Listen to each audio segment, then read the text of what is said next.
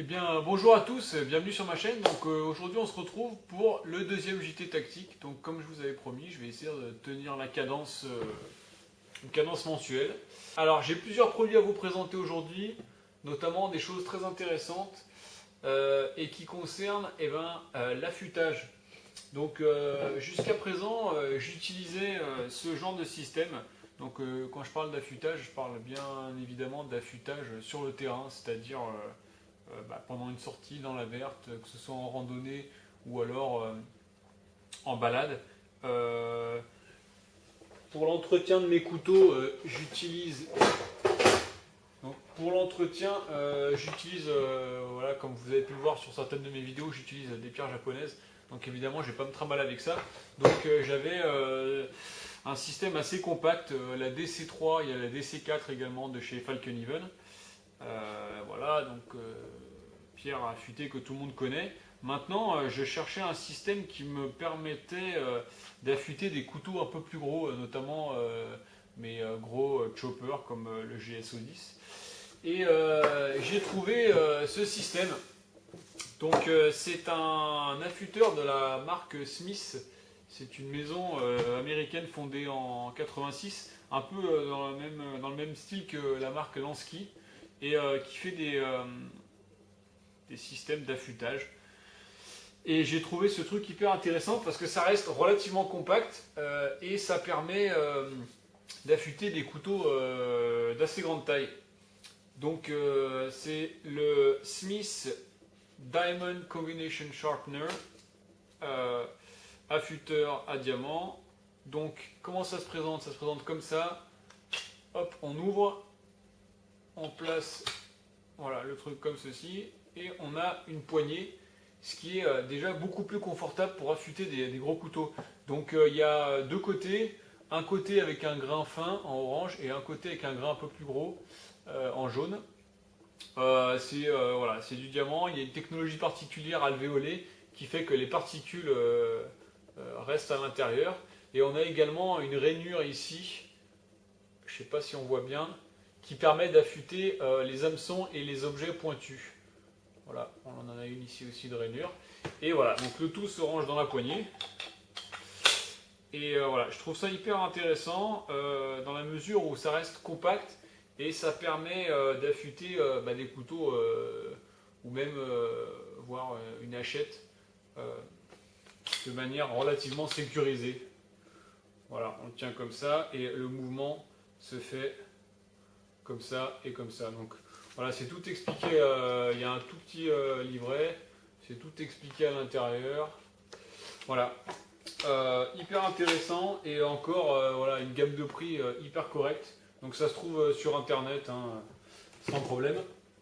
La deuxième chose dont je voulais vous parler, ça concerne plutôt la sécurité avec les couteaux. Et évidemment, je vous parle de gants. Donc, et je vous parle de la marque Mechanix que vous devez connaître. Voilà, Mechanix. Donc c'est une marque qui fait des gants dans plusieurs domaines, dans la sécurité, l'automobile, le bricolage, le monde tactique, etc.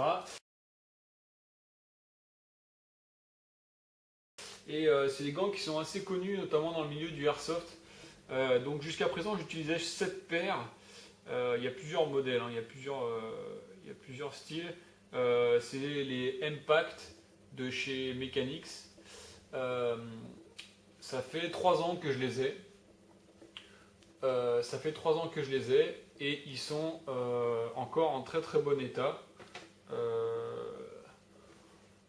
Voilà, il y a les coutures qui s'usent un petit peu ici au niveau du pouce. Et voilà, des très très bons gants. Et donc aujourd'hui, je vous présente en fait une nouveauté chez eux, c'est la gamme 4X. Donc là, on est sur le modèle original. Alors le 4X, qu'est-ce que c'est? C'est un simili-cuir en fait. C'est pas tout à fait. Ça a un aspect un petit peu, on dirait un peu du daim ou un cuir retourné, mais c'est une matière synthétique qu'ils appellent le 4X. Donc c'est censé être beaucoup plus résistant à l'abrasion et au déchirement. Voilà. Donc il y avait aussi le modèle, ça c'est le modèle original, il y avait aussi le modèle Impact dans la même matière. Voilà, ça se présente comme ça. Au niveau des tailles, chez Mechanix, ça démarre au S jusqu'au, je crois, double XL. Donc il y a 5 tailles. C'est hyper confortable, c'est hyper souple. Et c'est très très agréable. L'appréhension avec le couteau est excellente. Ce que j'aime bien sur les gants Mechanix, évidemment, c'est leur qualité. Ils sont, enfin, par rapport à mes mains, ils sont vraiment très très bien fités. J'ai pas de jeu au niveau des doigts ou voilà, j'ai pas de. Ça c'est une taille M. J'ai pas de. Voilà, ma main elle est remplie en tout cas relativement bien. Et ce que j'aime bien, c'est que le gant ne monte pas trop haut, donc j'ai quand même une bonne aisance de poignet. Voilà. Donc voilà, bon, bah, des gants excellents. Les Mechanix 4X. Ouais, je vous montre l'étiquette. Voilà, les Mechanix 4X. Un produit assez intéressant. Encore une fois, voilà, hein, faites attention. Voilà, un accident, c'est vite arrivé. Se protéger les mains quand même, c'est hyper important. Donc voilà, une paire de gants. Et ensuite, je voulais terminer pour vous présenter le dernier couteau que j'ai reçu. Donc, c'est le petit frère du GSO 10. Donc ça, c'est le GSO 10 que je vous avais présenté. J'ai 3 revues déjà sur ma chaîne. Donc ça, c'était le GSO 10. Et j'ai reçu dernièrement le GSO 5.1. Qui est, pour ceux qui connaissent, pour vous donner un point de comparaison, qui est à peu près l'équivalent du SI5, à la différence qu'il est équipé d'un finger choil. Donc voilà le couteau. Pour vous donner des caractéristiques, donc au niveau de l'acier, on est toujours sur du CPM 3V, exactement comme sur le GSO 10. Voilà, pour vous donner une idée de la différence. Donc CPM 3V, 3% de vanadium, c'est un alliage qui est utilisé dans l'outillage, très résistant à la torsion, beaucoup plus résistant à la corrosion que du 1095, qu'un acier carbone. On est toujours, c'est un petit peu la caractéristique du coutelier, donc c'est un couteau de la maison Survive Knife par Guy Seifert. Voilà, je vous invite à aller voir sa page Facebook. Donc caractéristique de ce coutelier, donc on a toujours des lames beaucoup plus spear point que drop point. On a une lame de 15 cm. On a 5 mm d'épaisseur de lame, enfin exactement 4,7, exactement comme sur le GSO 10, il n'y a pas de différence. Alors, la particularité de celui-ci, c'est qu'il est numéroté, puisque c'était la première série que j'ai fait enfin, c'était une précommande sur la première série, donc les 100 premiers étaient numérotés, ça c'est le numéro 36. Voilà. Bon, petite satisfaction personnelle. Donc on a un choil, on a un jimping sur le dos de lame, on a qu'est-ce qu'on a? On a un trou, un passage dragon qui a été élargi par rapport au GSO 10, donc il y a quelques petites améliorations quand même. Longueur totale 27 cm, lame de 15 cm, on est sur une émouture sabre, poids total du couteau 310 grammes et 420 grammes avec l'étui.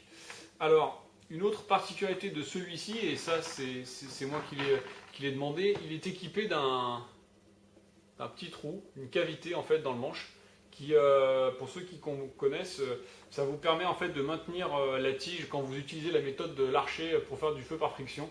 Donc c'est un petit peu le même genre de cavité qu'il y a sur le SI5 et sur le Laser Strike de chez SI. Voilà, donc pour l'instant je ne peux pas vous en dire plus. Je le teste vendredi, samedi, dimanche, donc je ferai certainement un retour d'utilisation sur ce couteau. En tout cas, je peux vous dire qu'il est rasoir, la prise en main est très bonne. Et au niveau de l'acier, j'ai découvert le CPM 3V avec le GSO 10 et j'en suis assez content. Donc voilà. Autre particularité, l'étui qui a légèrement changé par rapport à l'étui du GSO 10. Donc on est toujours sur du Kidex, on peut choisir la couleur. Le clip est toujours très très basique. Malgré tout, il fait le boulot, ça reste quand même relativement solide. Nouvelle particularité, en fait, tout l'étui est équipé d'une rainure ici, donc de chaque côté, avec le trou qui permet l'évacuation de l'eau. Ce qu'on n'avait pas en fait sur le GSO 10, on n'avait même pas de trou ici, en fait on avait juste un tout petit trou à la base de l'étui. Voilà, ça c'était pour le couteau.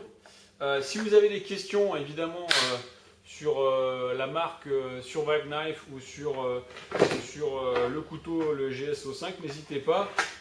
C'est des couteaux qui coûtent relativement cher et le coutelier n'a pratiquement jamais de stock.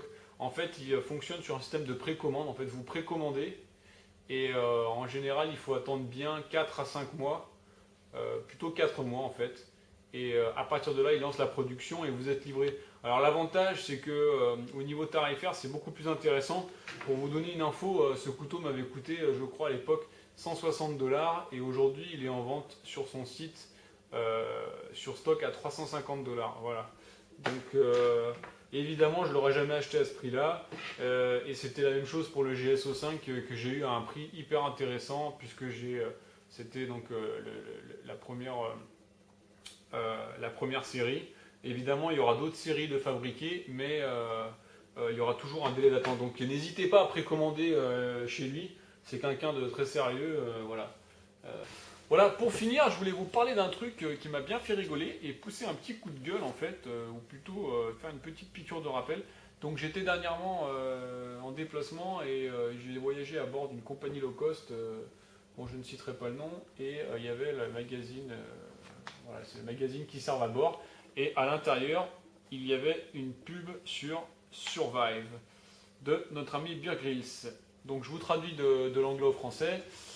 Vous vous rendez dans un endroit intrépide, apprenez les techniques de survie comme dépecer un animal, construire un abri à l'académie d'aventurier Bear Grylls et son cours de 24 heures. Fly to London, beargrylls.survivalacademy.com.